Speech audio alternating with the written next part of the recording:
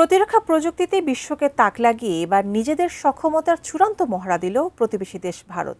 ওড়িশা উপকূলে এমন এক ক্ষেপণাস্ত্রের সফল পরীক্ষা চালানো হয়েছে যা বিশ্বজুড়ে মার্কিন সামরিক আধিপত্যের অন্যতম হাতিয়ার টমাহককে সরাসরি চ্যালেঞ্জ ছুড়ে দিচ্ছে।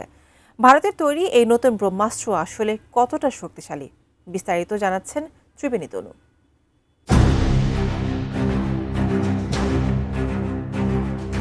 প্রতিরক্ষা প্রযুক্তিতে নিজেদের সক্ষমতা জানান দিয়ে দীর্ঘ পাল্লার স্থল হামলায় সক্ষম এক অত্যাধুনিক ক্রুজ ক্ষেপণাস্ত্রের সফল উড্ডয়ন পরীক্ষা সম্পন্ন করেছে ভারত। 15 জুন ওড়িশা উপকূলে ডক্টর এপিজে আব্দুল কালাম দ্বীপ থেকে Defence Research and Development Organisation বা ডিআরডিও এই পরীক্ষা চালায়।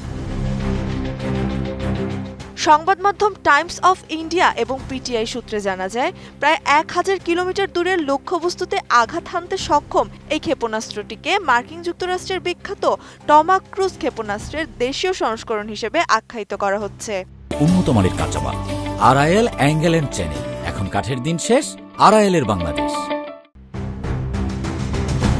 ডিআরডিওর তথ্য অনুযায়ী ক্ষেপণাস্ত্রটির সমস্ত উপব্যবস্থা সম্পূর্ণ দেশীয় প্রযুক্তিতে ভারতের বিভিন্ন গবেষণাগারে তৈরি করা হয়েছে। পরীক্ষার সময় ডিআরডিওর চেয়ারম্যান রাজেশ কুমার সিং সহ ভারতীয় নৌবাহিনী ও বিমান বাহিনীর জ্যেষ্ঠ কর্মকর্তারা উপস্থিত ছিলেন। বিশ্লেষকদের মতে এটি মূলত আগে উন্নয়নাধীন থাকা নির্ভয় ক্রুজ ক্ষেপণাস্ত্র কর্মসূচির একটি আধুনিক সংস্করণ, যার পাল্লা ও লক্ষ্যভেদ করার সক্ষমতায় এবার ব্যাপক পরিবর্তন আনা হয়েছে। প্রতিরক্ষাবিদদের মতে নিম্ন উচ্চতায় উড্ডয়ন করতে সক্ষম এই সাবসনিক ক্রুজ ক্ষেপণাস্ত্রগুলো শত্রুপক্ষের রাডার এড়িয়ে দীর্ঘ দূরত্বে নিখুঁত হামলা চালাতে পারে।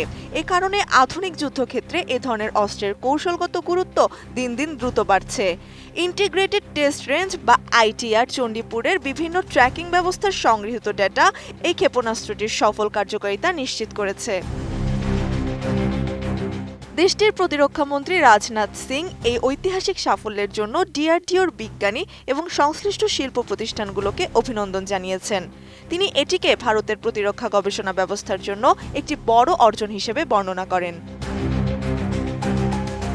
সামরিক সূত্রগুলোর ধারণা, আগামী 2 বছরে আরও কয়েকটি উন্নয়নমূলক এবং ব্যবহারকারী পর্যায়ের পরীক্ষার শেষে ক্ষেপণাস্ত্রটি চূড়ান্তভাবে ভারতীয় সশস্ত্র বাহিনীতে অন্তর্ভুক্ত করা হবে, যা দেশটির সামরিক সক্ষমতা ও যুদ্ধের প্রস্তুতিকে আরও বহুগুণ শক্তিশালী করবে। ত্রিবেণী তনু, ATN নিউজ।